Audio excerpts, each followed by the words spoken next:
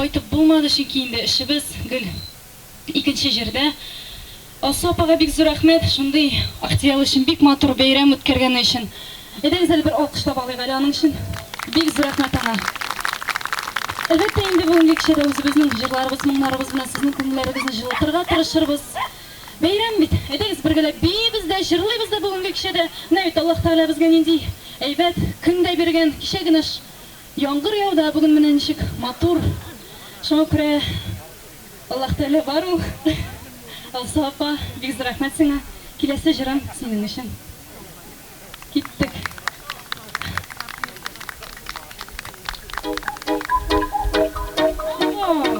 Алла, менә минем улым.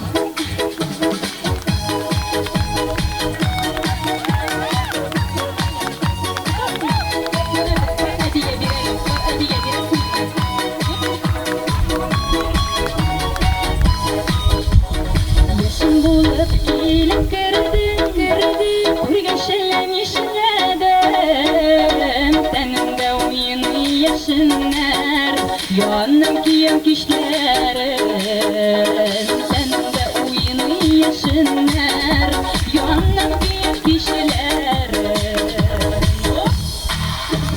Başkalarını sıyamam, ne kadar kıymetliler. Bende de düşündüremin yerim sinirler. Başkalarını sıyamam, ne kadar kıymetliler. Bende de düşündüremin yerim sinirler.